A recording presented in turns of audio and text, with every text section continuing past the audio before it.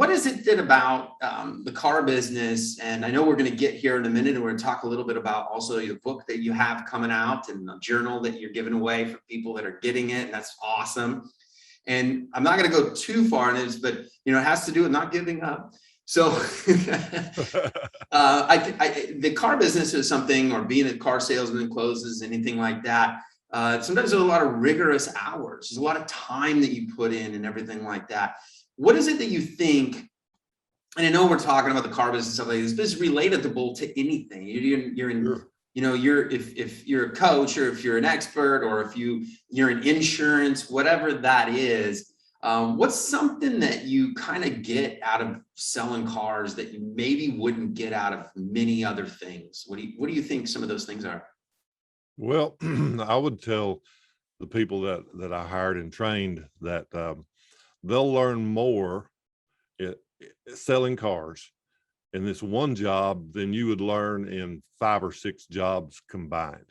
I mean, you learn about finances, you learn about people, you learn about automobiles, you learn about marketing. You learn so many skills that nothing else that you can do singly would teach you so many things. The Move Entrepreneur Evolved Podcast. Get on it. All right, you're back with the Moved Entrepreneur Podcast, where we talk with entrepreneurs about their skill sets, what they bring to the table, and there's a lot to learn from a lot of really cool guys. Try to do our best to kind of dig in a little bit about who you are. So it's really exciting. So today we've got Charles Baldwin, and he is the founder and the owner of Struggle, Grow, and Succeed. What's going on, man? Hey, Jason. Thanks for having me on, buddy. Good to see you. You too, man. It's really good to see you. We were just talking a minute ago about we just don't even know what summer and winter is sometimes. We were saying, look, I've got a warm winter. I got a cold winter. It's been kind of crazy.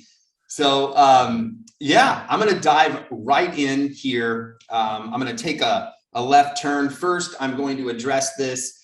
If you look at my neck on this one, I was attacked by a bear 3 days ago, and I didn't really do really well. And so, yeah, I really got, I got this ingrown hair I was trying to get rid of. So it's kind of like one of those things that you get a cockroach on your face. I'm just going to address it, get it over with. So now you guys can stare not at that. So there you go.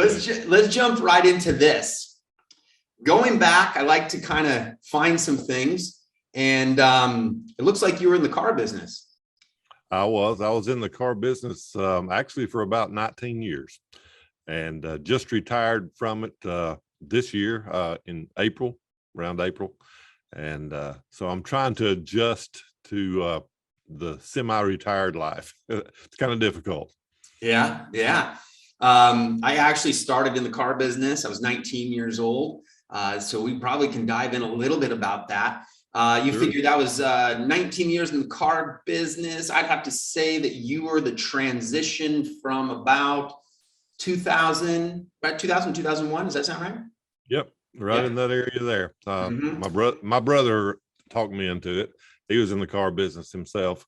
And I was a police officer before that. And he said, why don't you sell cars? You can make more money and not get shot at. And I said, well, that sounds interesting. So I went on up to Virginia, and that's when I got into the car business.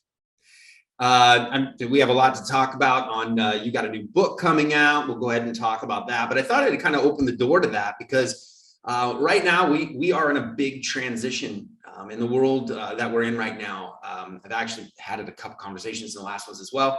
But we're seeing some changes in technology, and looking back at time and looking what the car business was.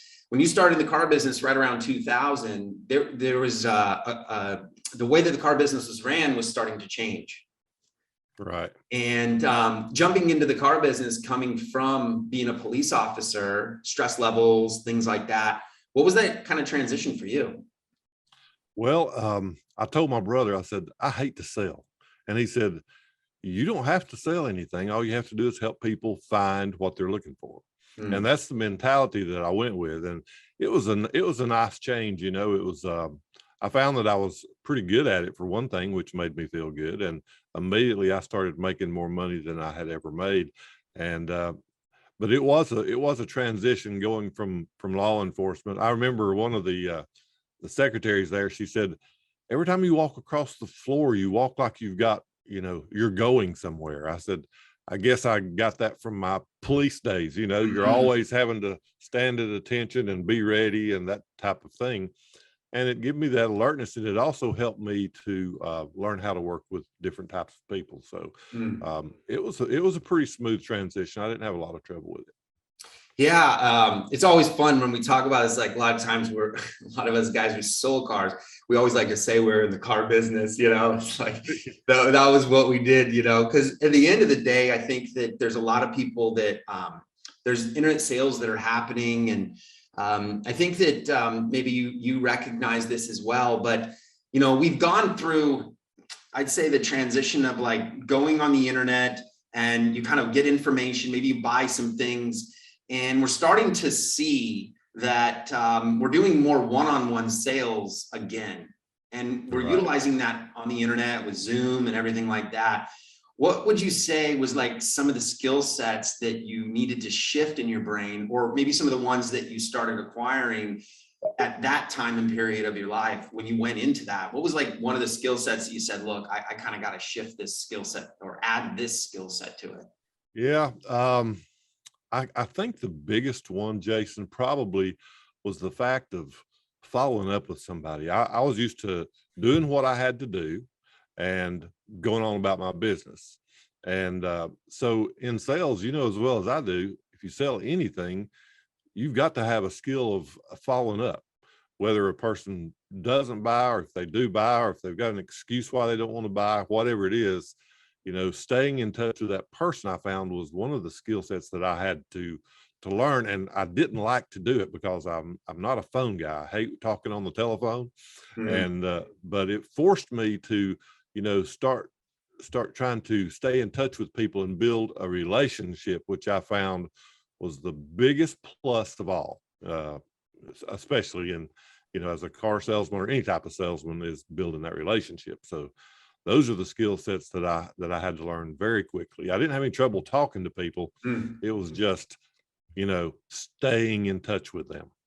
So. Keeping in touch and kind of touch, those don't always make the decision at the end of the day. Yet, being in the car business, the goal was bring them in.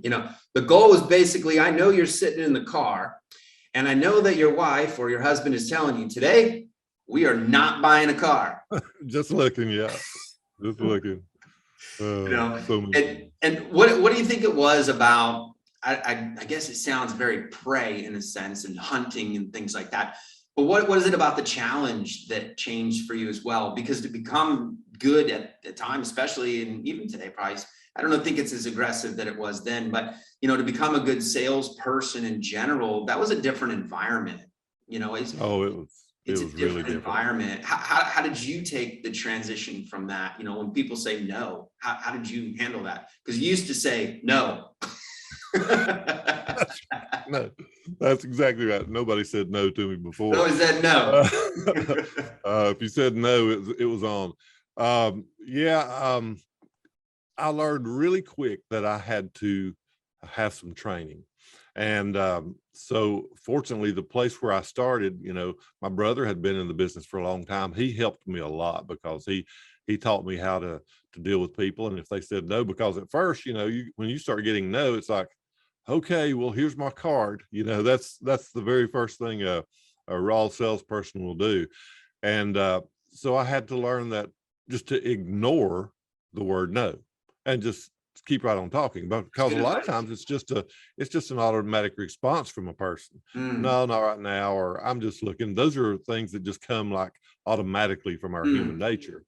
And so I learned real quick, if you just ignore that and continue talking on and building that relationship, after a while, the no turns into a yes. So they didn't really mean no at all. So that's where I really started learning. I got really interested in the training aspect, and that's where my career ended up, in the car business as a training manager. So the difference, though, like you were saying, between how you sold cars then and how you sell cars now is day and night. I mean, nothing the same. It's just, when the car hit the parking lot, you better be out the door, ready to greet them right then. That's kind of similar, but now people, they certainly don't want to be pressured. And so it requires new skill sets today. And it's really hard for people like me, and maybe for you, however long ago you sold cars, to transition into selling cars today. So you learn all the time. I found in the car business, you don't ever stop learning. Mm-hmm. I'll never forget this story, and I don't think I've ever told it on the podcast. And it was only during this time period, and it's someone that really taught me a lot. So I don't think his intentions were there, but the frustration was always there. And I'll never forget this story. And basically, I was standing on the lot, some great terms for you, and waiting for the up, right? Yeah. And Yeah. these guys, a group of people come in, and they were from City of Industry, which in closer to like LA and things like that. And we were inland in California. And I'll never forget, this is when I recognized that the internet was really changing. And I had bought my first Dell Inspiron 5000. I thought I was the man. It was day trading at the dealership. And I remember as I was sitting there, these people come up, there's like 4 or 5 of them or whatever. And they walked in and they said, "Hey, can we speak to your manager?" And if you had gotten good, and you know this, the job is not to go see the manager. The job is to say, "How can I help you?" And if you're good, your job is to kind of alleviate the manager and move on. And so I'm standing there, and they walk right up to me and they say, "Hey, can we see the manager?" I said, "Well, why do you need to see him?" And they said, "Well, we want to purchase the car for $300 over invoice." And that really wasn't something that was really happening at the time. Everything was, back in money, and it was, profits were not shown even to the salespeople. And so as I was standing there, the guy walks up and he goes, "Hey, by the way, I have the invoice." And to this day, I'll never forget standing there, and I'm like, "You have the invoice?" I'm like, "What the heck's going on here? How did you get this information?" And so after he basically says, "I have the invoice," I said, "Well, what am I going to do?" And so I walk back, go inside the back room, which is where you get your ass whooped for a second, tell you why you're not strong enough. And so I went back in there and I asked him, I said, "Hey, I got the invoice here. What should I do, with this?" And he goes, "Go tell him, go sell him the car." I'm like, "Oh, handle it myself, I guess you're saying." So I go back out and I'm like, "Hey," and they said, "Listen, I want to pay $300 for this. I have this invoice. I'm not going to leave. I know exactly what's going on." And they're pretty strong about it. And I was like, "Gosh, okay." So I head back to the desk, go back, and he's standing. I'll never forget. He was so upset. And he's like, "They want to know the invoice. They think the internet's going to be everything." I'll never forget. He walks outside, the 3-ring binder. Yeah. The big 3-ring binder where everybody carried their invoices. Came outside, he kicked that door open, and he took that thing and he threw the whole thing outside. Every single paper went everywhere. And in my mind, I'm sitting back going, the world has just changed. Everything from now on has changed. And so my question would be, because you've gotten to where you're at and you turned into kind of a trainer. In those scenarios, I'm sure you were at the very kind of a beginning of that. But ultimately for you, what was that feeling of going, okay, how am I actually going to serve these people in the transition? Because it really wasn't about, you could get big rips, but it started to change. And so to become a trainer, how did you find yourself becoming a coach and a trainer and things like that to try to, I guess, teach people in a different way, to serve, or because you still got to close? So what was that experience for you? Hopefully, that was my dramatic story. That's the only one I got. Well, that was a good one. I remember things being through across the showroom too. Training, I guess I started really liking it. I was an instructor too in law enforcement, and I've always been like a teacher or a trainer. I love that. I love teaching people. And seeing, I guess it's not teaching them that part of loving it, but I love to see the transformation in people when you teach them. That's what really got me turned on to instructing. But it was, I guess, because of my experiences from then. A lot of managers carried those bad experiences like you experienced, And when they become those salespeople become a manager, they remember that, and that's what they try to imitate. And I was seeing that old style of management is not going to work today. And I started seeing that transformation, and I was really glad that I got to work through that, because you would have in one building, you'd have an old style manager, you'd have the younger kids, you'd have an older salesperson that had to sell his way. He didn't want to hear no process junk. And so it was like a big mixture. And so, staying at one dealership was a big plus, because you can get a job anywhere selling a car. If you sold a car, you can move, and it's like being a nurse. You can get a job. But staying at one place, you can see it change and transform. And so I got to see that. And what I would always tell the young people when I would hire them, I would say, rather than saying, my boss used to cuss me out, he used to throw things at me, what I would say is, I remember the day that if I was on Facebook or the internet and my manager came by, I would get fired. Yeah. Today, you get fired if you're not on Facebook and Instagram and TikTok. They want you. I went through that experience. Yeah. Yes. And so, I remember the day, and it wasn't long ago. I mean, it's probably 10 years ago, 9 years ago, that, if we were on Facebook, we'd have to hide it when the manager came by. And so we found ourselves as managers saying, have you been on Facebook? You put an ad out there yet? Have you done a video today? That type of thing. So it was a big, big change, but I enjoyed that change, because the young people coming today to sell cars, man, to watch them grow so quickly, done a lot for me. I enjoyed that a lot. I think that's a really good point. I think that's an incredible point. I think that there's another piece that's interesting as well. And in business today, and we notice that we use Facebook as an asset, being a part of that. What was your thoughts on the up to the closer concept? What was your thoughts behind that? And as you started to, were you guys a TO store? Were you guys a close it yourself? What type of environment were you in? Well, that's interesting, because that was always a point that I had an issue with sometimes in the store. We had a floor manager in the last dealership that I worked at, and we had a rule, 100% TO. Everybody that left needed to talk to a manager before they left, which I was fine with, because you don't ever know when a manager can get someone back involved. Closing is where I had a problem, because a lot of times the store where I was at would always send down the floor manager to close the deal. And to me, it's like baking a cake and somebody else taking the first bite out of it. So you don't really know what it tastes like. And I always felt that for a salesperson to grow, they needed to close the deal at some point.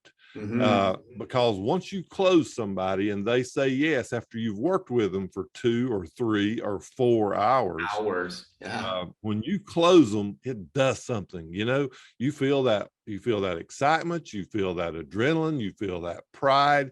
And if you have someone else coming in after you have done all the work, someone else comes in and takes that credit away from you, yeah, what have you gained?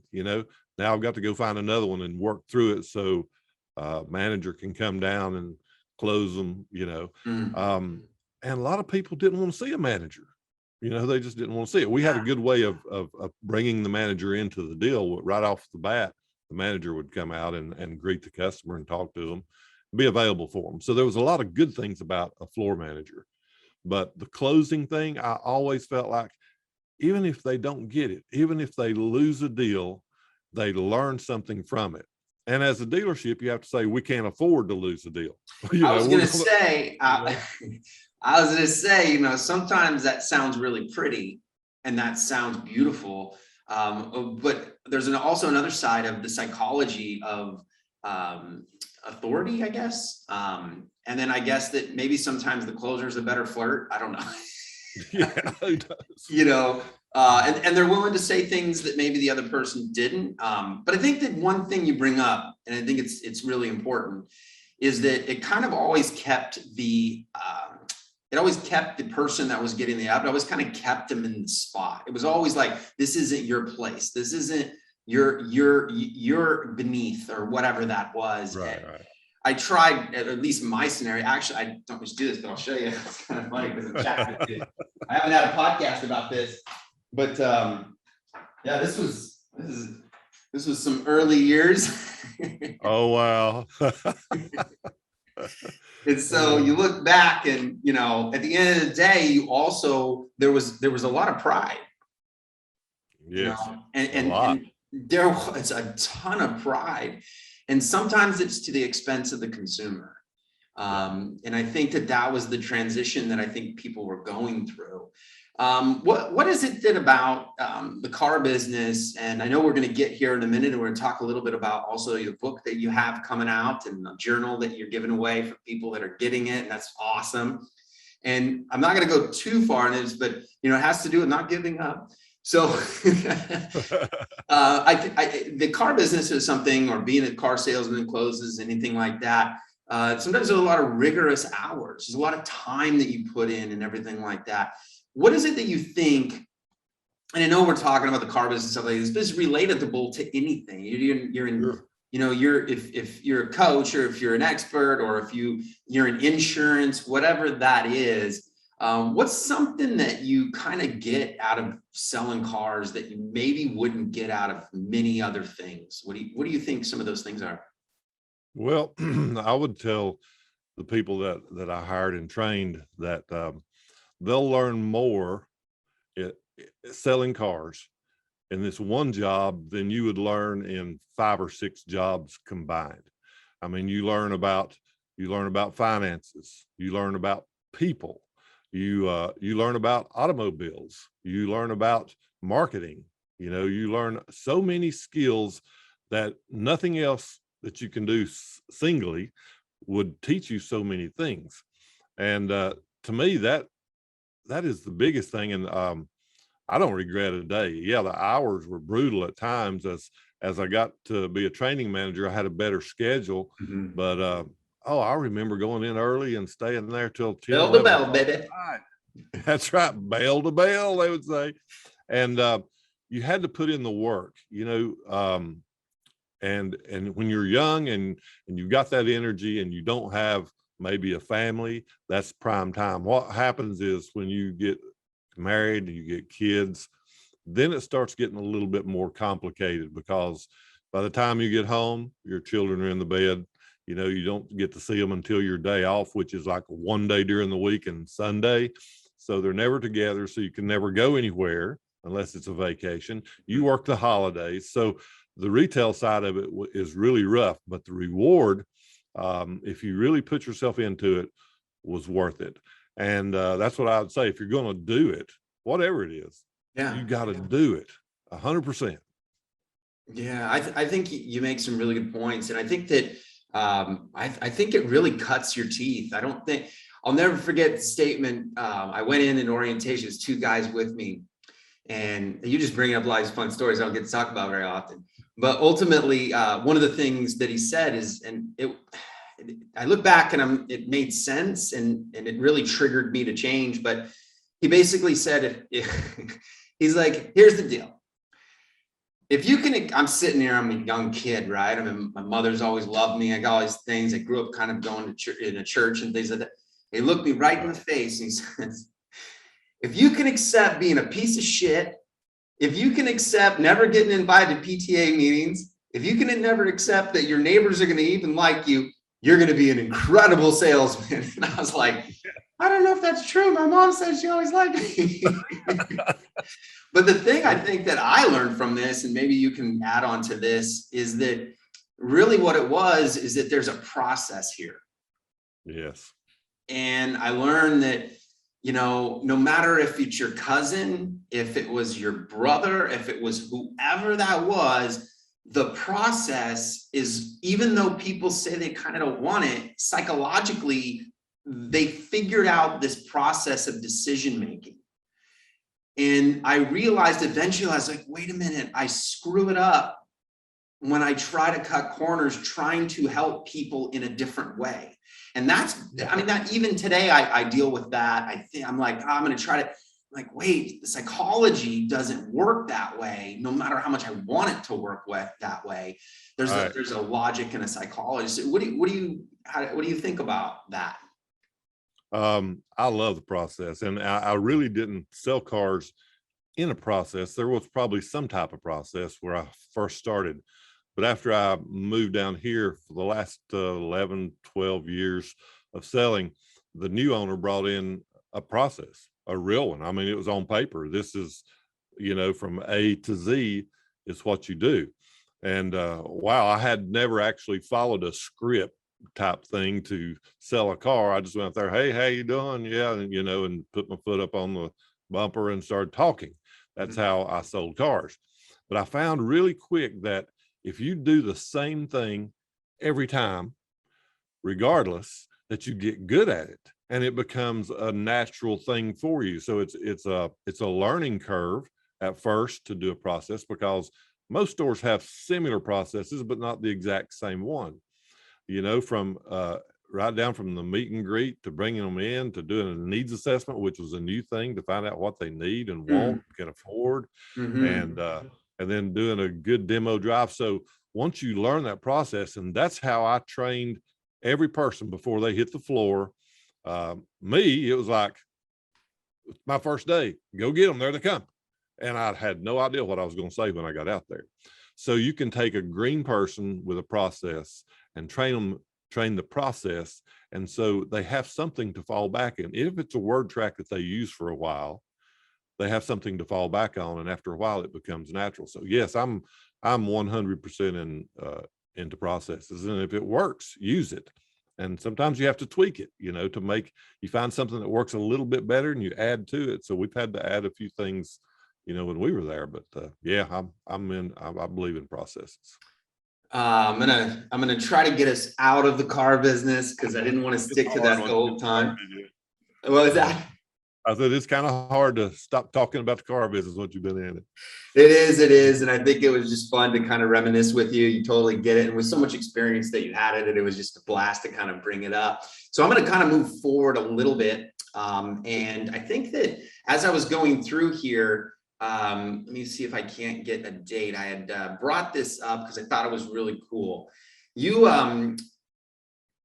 You had written back in right in 2018, ironically, it was right in December of 2018. And this was one of the statements that you had said. It said, I completed my 30-day challenge with new habits to move me forward, and I'm excited to bring on a new year, the best year of my life. Do you want to change? Take a challenge so you can fuel turn fear into fuel. My question for you is, what is it about 30-day challenges, 40-day, 50? Usually I'm doing like 30, 60, 90-day challenges, 1-year challenges. What have you learned through that process that allowed you to change, or why you even do them? Yeah, there's several processes that's really, I feel like it's changed my life, Jason. The one you're talking about probably was the Better Life Challenge from that Dean Graziosi had. And I read one of his books, and it really got me to thinking about things that I had never thought of as a younger person. Nobody had really exposed me to any of this, self-education and growth and that type of stuff. I just believed in living your life, and that's how it ended up. So yeah, that 30-day challenge forced me to what it done is it helped me create habits, and those habits are what changes your life. So a challenge is awesome. It's not just to say, I'm going to see if I can do it. I believe that a challenge is meant to make a change in you. And if it doesn't make a change, then maybe you need to do the challenge again until it gets in there, because some of us, it takes longer to create a habit than it does others. Some people can do it for 30 days and say, I'm good. I'm doing this every day. I love it. And then others will just drop it, and others won't even complete it. So the challenge, whether it's 30, 45, 90, like you say, because it does take that long, I believe, for some people to actually create a habit. But I think that's what it's for, is to change yourself somehow. Yeah, I like that. And then as you kind of went through that, did you find yourself wanting to find other ways to put together challenges? And the second thing is, do you like how the dates are added to it? Like, you put a timetable instead of, the challenges maybe to, I want to do this many XYZ, but it seems like a lot of people put around a set of days that they do them. Is there any other challenges that you've maybe found yourself after doing one like that? Did you find it was kind of a, I guess, we would say, like, you can never eat one Pringle. Gotta have one of those. I think that's Pringles, right? I think it's Pringles. Yeah, Lay's potato There you chips. guys. Yeah, there's been several challenges, when it comes to a challenge to reading. But I think the biggest thing, to be honest with you, if somebody says, hey, let's do this 67-day challenge and stuff, it's not something I say, okay, I want to do that. I've got a competitive nature, but not to the fact that I'm going to do this challenge and see if I can beat everybody else.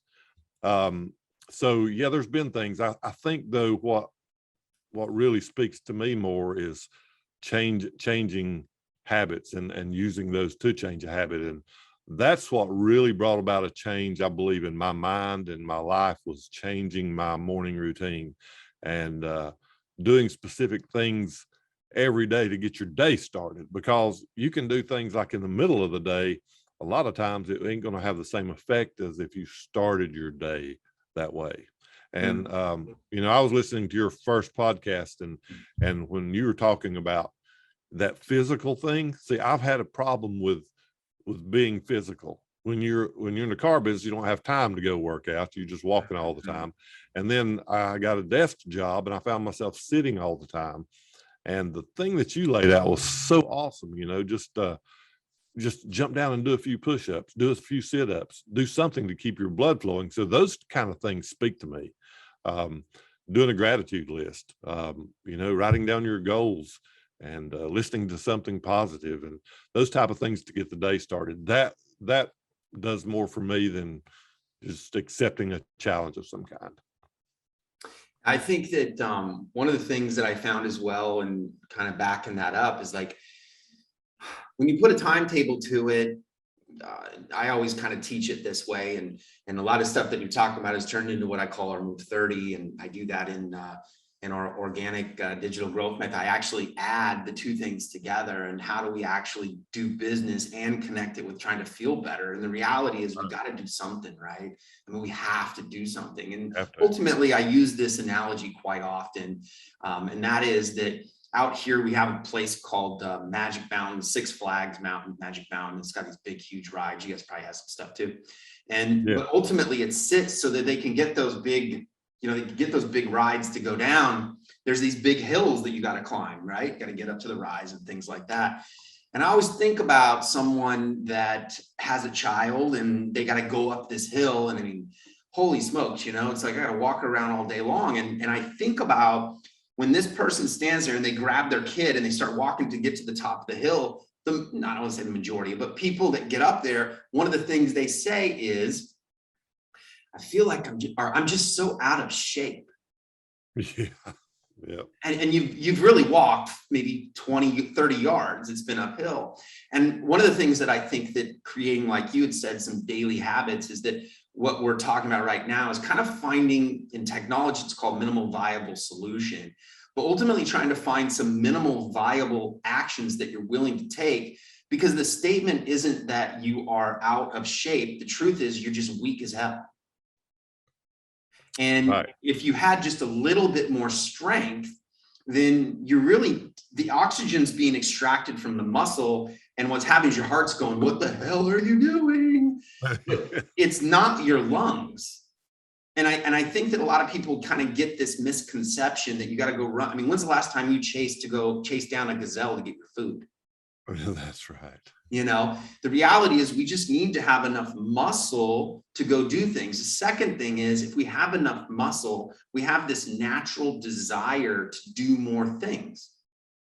And so what I found is this, if we can just find a little bit of I guess you'd say, a happy medium when somebody comes to me and they say, all right, I'll start this program. We're going to do it. I'm going to commit to doing, 30 burpees a day. And I'm like, no, you're not. And they're like, wait a minute, why are you, you're supposed to encourage me. I said, because at the end of the day, I'd rather have you, like you had said, create a habit of something that you have at a minimal level, because it's a lot easier to get back on that train than it is to try to get on one that's, not even moving at all. Absolutely. And I hear people say sometimes, I struggle with this just a little bit. Set your goals way, way, way up. There's some good things to that, but to me, if you set a goal so high and you never reach it, it's like I was talking about a salesperson closing a deal. You've got to be able to accomplish something at some point to build that self-confidence up. Hey, I can do this, and then stretch it and then go to the next level. I'm all about levels rather than going from 0 to 5,000. I heard a man who knows what he's talking about. I've sit under him many times in training. He said, if you set a goal that you want to make some money, set a real goal, set $5 million. I'm thinking, okay, $5 million. I might be able to reach that at some point. He said, you're not going to reach it. You're not going to reach it, but it keeps you pushing for it. Mm-hmm. But I loved what you said and how you put it together. I mean, I know you're a fighter, and it takes a lot of exercise and discipline to stay in the shape to do that. And when you were mentioning, like, you never know when you're going to have to spring into action. I mean, I'm not a spring chicken, but I've got 2 young children. And if they suddenly get into danger, I've got to be able to get to them and help them if I can.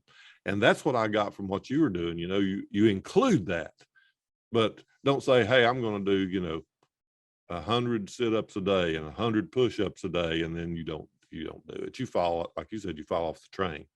But if it's something that just keeps you going, it's manageable and you can grow from it, I think. And I think that there's I'll jump in real quick. I'll jump back out. But when's the best time to sell? What's the best kind of sell? When's the best time to sell? The best time to sell is right now. It's right after you make a sale. Right after you sell one. Yeah, that's true. Right after you sell a car. And so often they talk about stacking wins, right? And I think that the interesting thing about this is, like, we have these conversations, and it's like we talk about doing these challenges. And I don't know if you've ever heard of 75 hard, but that one's going around. Yeah. I did that one, and I pushed it as hard as I could. And it was great and things like that. But when I looked at that, I said, is this really practical? I mean, at the end of the day, you really look at people, and we really, even if we take Pareto's law, we have an 80-20 rule. The truth is 80% of us aren't going to get it done. And I think that there's a lot of human factor that goes into this, and basically saying, I'm creating these habits because I know how much I suck. Let's just get real. I try to encourage someone to do the Move 30 job, but I'm telling you, because at the end of the day, I suck too. And I think that's pretty powerful, to kind of be able to put people in that position. As I looked through also some of your stuff, there was a time, and this might actually correlate because we're going to start jumping a little bit into your book. I'd like to hear a little bit about that as well. Okay.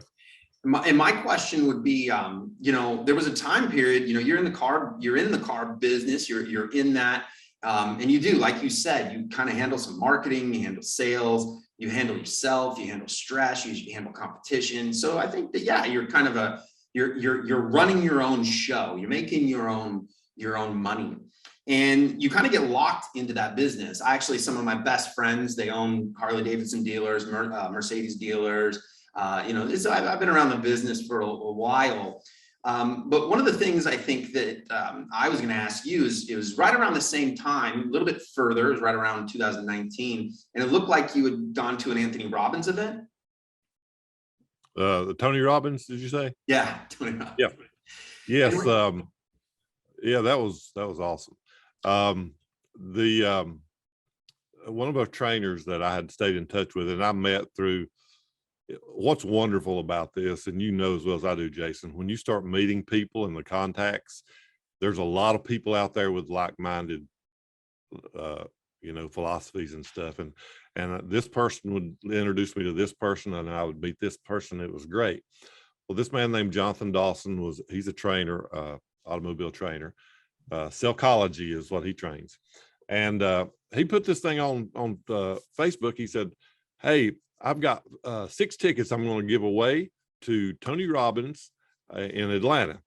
And he said, "Tell me why you want to go and just speak up." And man, I hit that really quick. And I was the first one to get a ticket, and he gave away 5 other tickets.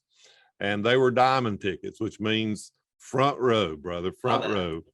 And so I found that not only was Tony going to be there, but Dean Graciosi was there, Grant Cardone was there. I mean, some of the big hitters were there, and it was just an absolute great experience for me. And I've got his picture somewhere. I don't know where it's at, but I got a picture made with him because we were diamond. And man, one thing I learned from the guy, Jonathan, that took us down there, every time a speaker would get up and they would offer something to sell, Jonathan got up and bought it. He was one of the first ones to the table. And I said, good gracious, because he's spending a lot of money. But he is one of these people. He found that if he would participate and give and for other people, then he would be able to give, and he give to us. He must have spent $10,000 or $15,000 for us salespeople to go down there. And he has been blessed because of that. I've seen his business grow tremendously. And so that's how I got to go. I probably would have never got to go otherwise. I think the tickets were like $1,500 or $2,000 for that diamond. So, and man, it was good to just to listen to Tony, because all I've seen is commercials and, pictures of people screaming and shouting. So Yeah. I found out why they done that too. Share, let's go. Okay. So he came out after the other people were speaking, and there was probably, I don't know, 20,000 people there probably. And he came out and he spent 45 minutes. He started out by jumping on the crowd. He said, "There's some of the best people in the world here speaking, and you people have no energy whatsoever." It's like, oh yeah. He said, "You don't know what they've been through, what they've learned, what they can teach you. And you're sitting there like a knot on the log." And he started off by reprimanding us first. And then he started just talking, and he talked for 45 minutes only to build the energy in the room. He never shared any secrets. He never did anything except kept slowly building and making us respond and making us stand up and making us put our hands out. And before long, you could feel the electricity in that building start growing. And I said, wow, man, this guy spent 45 minutes of his time just to get us to where we could receive what it is that he had to say. And so that's one thing that stood out to me more than anything, I guess. Is that your energy matters? It matters tremendously. Yeah. Mm-hmm. It matters. It matters if you're teaching somebody, and it matters if you're going to receive it. Have you ever been in a class that you're a teacher, you're an instructor, you're a coach, when people are just sitting there looking at you, and you just want to just grab a hold of them and shake them. So that energy on both ends really matters. Yeah, you know what it is, and again, kind of even being a student of the game, right? I mean, even when we started this, I kind of did something with myself.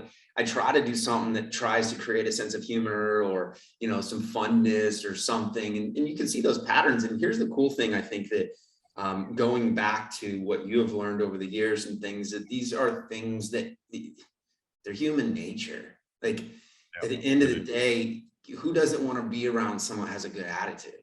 I mean, it's just, it's what we really want. I mean, ultimately, what do you think it is that you think, well, I guess the answer could be there, but what is it that you think that keeps people back from doing those kind of things? Because I think, and the reason I say is kind of a double question, I guess. What do you think it is that keeps people back from doing that? You've trained, you've helped a lot of people, you've helped people overcome objections in themselves. And then the other one was that this opens up the door of what was the transition for you? Because this was kind of the year, okay? We all know the assumption the joke of don't assume and everything, right? So I'm not going to assume anything asked out of me, and that usually is what it is. Usually it's not you, it's just me. Well, ultimately, I think that was about the time, if I'm listening to your story here, that was about the time I was trying to kind of put it together. I think that was about the time where now you started to kind of look at what you were going to be doing next. Does that sound right? It does sound right. As I started learning more about myself, and I listened to a man, he was probably one of my first mentors, Glenn Lundy. He had a show on Facebook called Rise and Grind. He is the one who first taught me about a morning routine, and that intrigued me.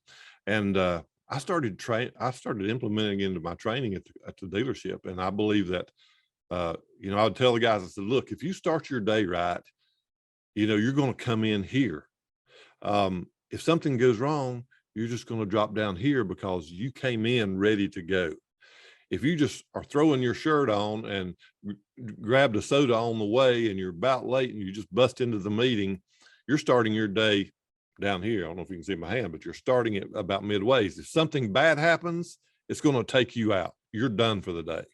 So I believe that starting up here in the morning was super important. And that started me on that journey. And then I don't know where the book come. I wrote a little book for kids, Successes for Kids too, just a little bit about what I had learned about children over the years, and made a little journal for kids, because a lot of times parents, even though they're being successful, they forget about their kids, all they'll learn. But really good, successful people will teach their children how to be successful, so that they don't have to go through what I went through and maybe what you went through, so that they can start their life off good in the very beginning, instead of waiting until they're, late 20s, 30s, 40s, 50s, in my case. So, yeah, man, that's where it started. I talk about this often, and I think I do open the door to this quite often. And it's one of the passions that I have. The reason why I kind of do the whole move thing is because, we're living longer. I mean, shoot, I think I was watching a documentary or something. I was saying likelihood in early 1800s was like, and I'm probably butchering this, but it was like 33 years old, or like 1700s. It's like 33 years old or something like that. And you figure how much life you had to pack in those 33 years until you croaked a disease, right? Right. And it's like, we're living longer.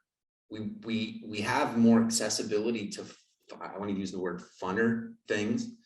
We can do more things. And I think the cool thing about the internet is it's reviving the kind of the storyline that we would tell ourselves of over the hill or whatever that is. Someone in, you're just turning 30 and you're like, okay, I don't know, figure out my life. And I'm like, you can literally, internet's opening the door that doesn't really, you can start like you're doing this right, and you start a whole new career and enjoy it. This is your third, your third career, and you say, oh, it's retired, but look at you, you're a go-getter, So I think it's pretty fascinating what we're kind of going through. Yeah, we have great opportunities. And I read a book, I don't know if you've ever heard of it, called The Second Mountain by David Brooks. When I read that, because it kind of told me what I was feeling. And I felt like in my early retirement, there was something else. There was other things I wanted to do. And when I resigned my position, that's what I told my owner. I said, I feel like there's other things that I should do.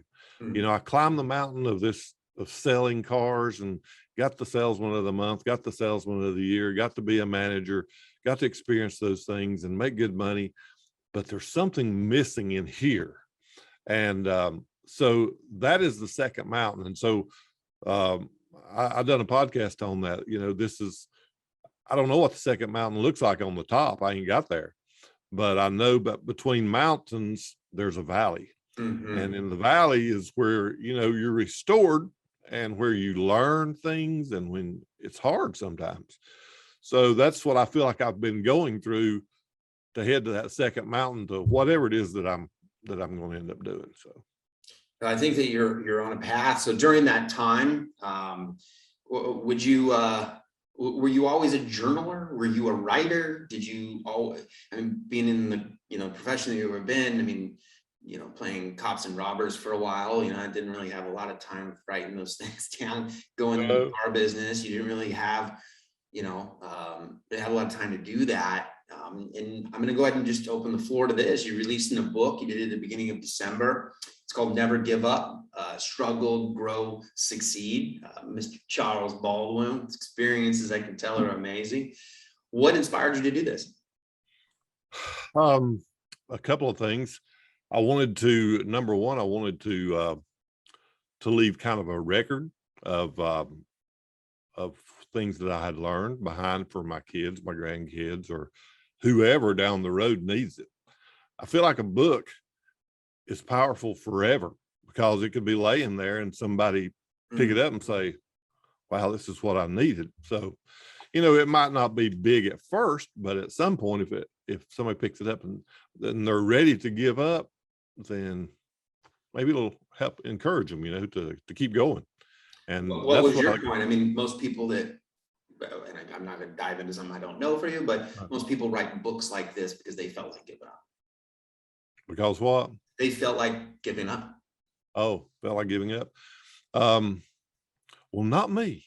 I mean, it's strange that I would write a book like this, and you'd think, oh, this is a story that he decided just to give up one day, and then he found something and he come back. But that's not what it's about.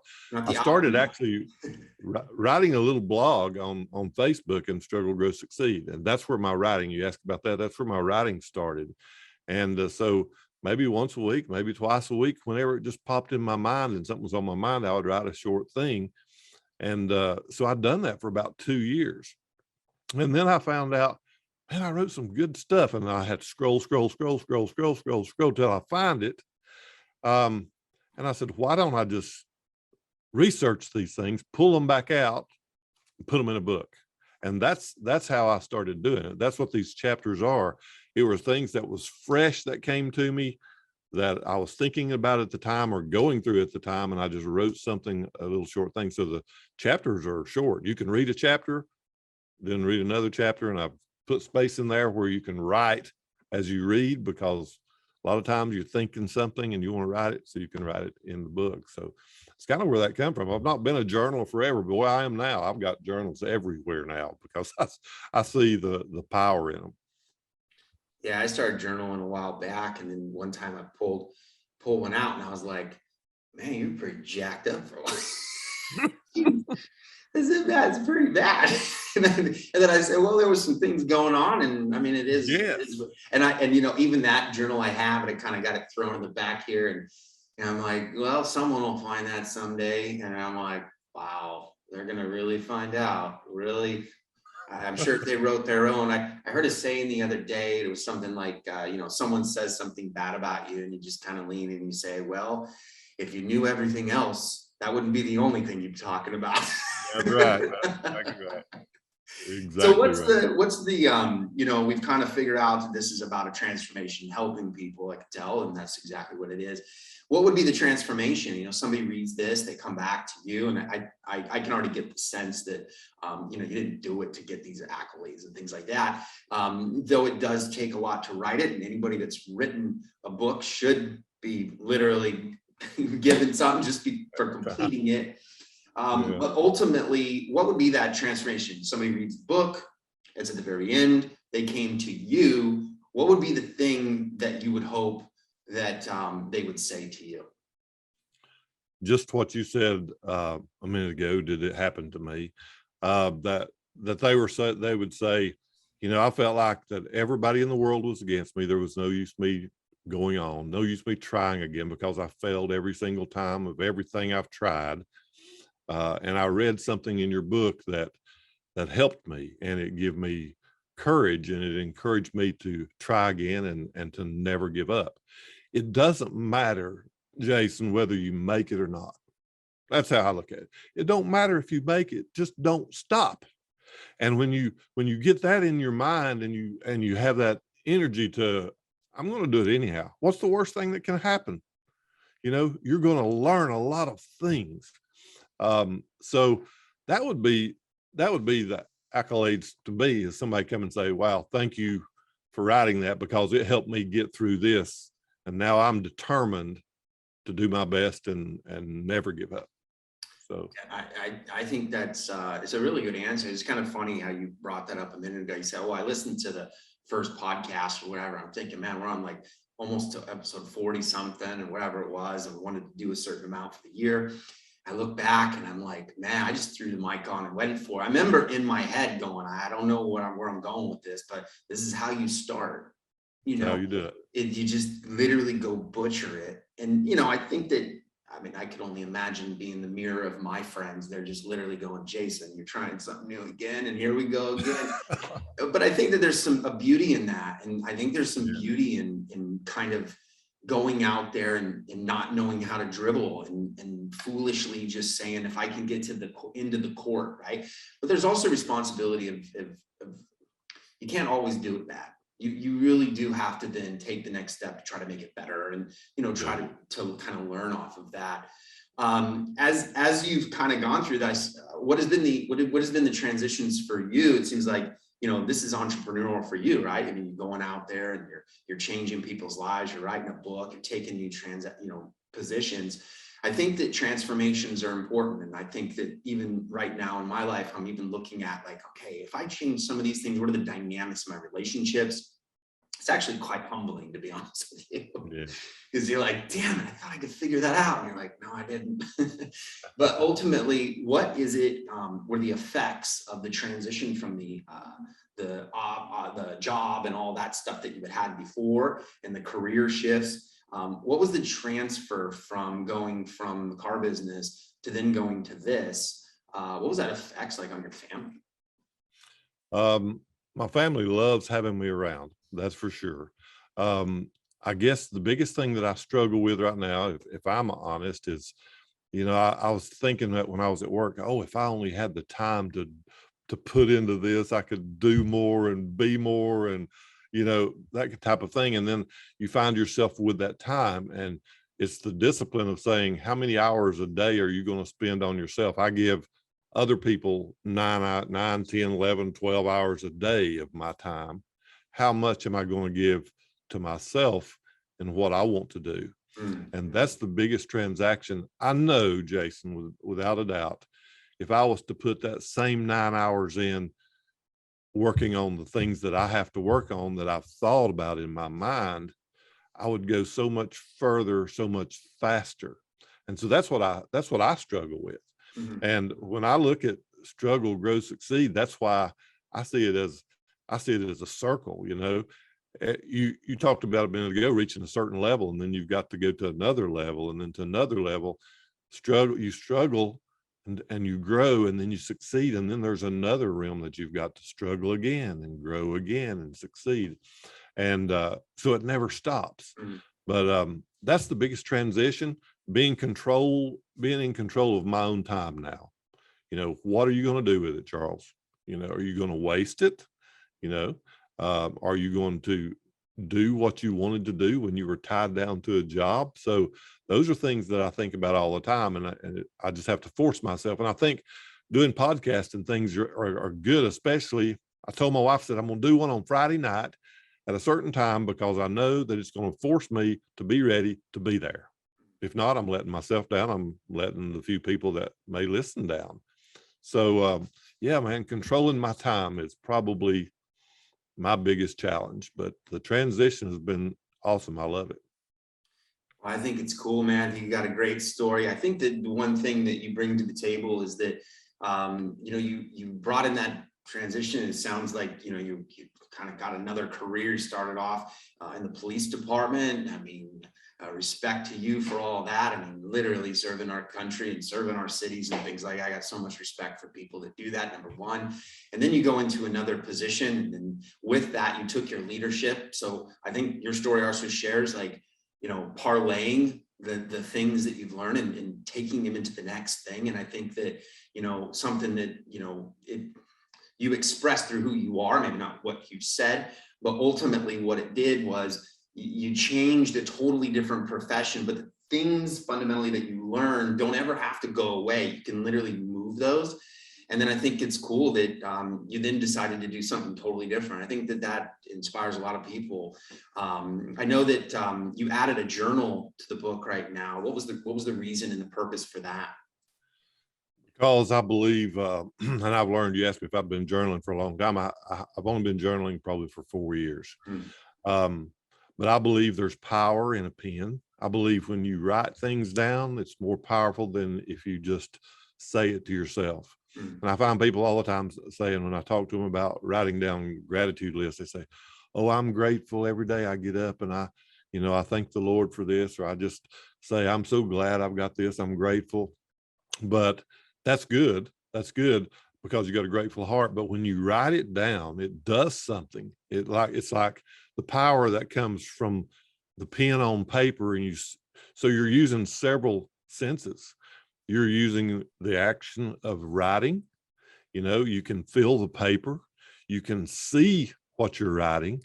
It triggers in your mind that it's a memory now that you've wrote that down, and it does so much more by writing. So I just wanted to encourage people. That's why I left room in the book and then have the journal as well. It's just blank pages. Write what you feel. And like you said, you can go back to it. You may be embarrassed down the road, but you may say, wow, look how far I've come, or what I was going through then. So I believe in writing. Well, great guy, Charles. I'm so glad we got to connect. We decided to change it up a couple times, and I think that's really what life's about anyways, right? Figure it out. And so I'm glad that you're able to make it on here. I know that you have a podcast as well. I noticed that you had started yours about a year ago or so, maybe a little bit right around that time, maybe a little bit earlier. And so my question would be, those that have learned from this or find you inspiring, maybe they want some help with you, whatever, what's the best way that they can find you? Sure. I've got several places on Facebook. Struggle, Grow, Succeed wasn't taken. So I kind of own that space on Google. So it's easy to find everywhere that I'm at. But I've got a YouTube channel, Struggle, Grow, Succeed with Charles Baldwin. That's where we put our podcast videos. I've also got just a voice podcast. It's how I first started. It's on Anchor or any of the podcast platforms. I think I saw a note in there. It was on Apple now. Yeah, it's on Apple now. It's on Google. There's probably 7 or 8 of them. So wherever you listen, if you just search Struggle, Grow, Succeed, you'll find that. And YouTube and Facebook, that's where we're at. It's easy to reach. I'll be glad to help anyone and invite you to come. And I liked how you got me. You just put out a post. I don't know where it was at. I seen it said, hey, would you like to be interviewed on a podcast? And man, you got it set up good. I mean, it was very organized. From the very moment that I talked to you, I said, this guy has got a good personality. He's real. That's one thing I like about you. I believe you're real. And so that's how I found you. So we can be found. If somebody's looking, they'll find you, Well, I appreciate your time coming on here, my friend. And it's been a great episode. And again, anybody that wants to meet up with Charles Baldwin, you can go ahead and look him up on Facebook. That's where we became friends. You can also go to, I'm going to go ahead and say it out loud, StruggleGrowSucceed.com. You can get the book. And even right now, he's giving away a journal with it. I want to thank you very much for coming on the podcast. And we always sign out. Give me a big thumbs up, man. I really appreciate it. Thanks a lot for coming on the Move Entrepreneur Evolve podcast. See you, bud. See you. If you like this episode, make sure you smash the like button and subscribe to the YouTube channel. Just like Nike is to athletes, Moved is to entrepreneurs.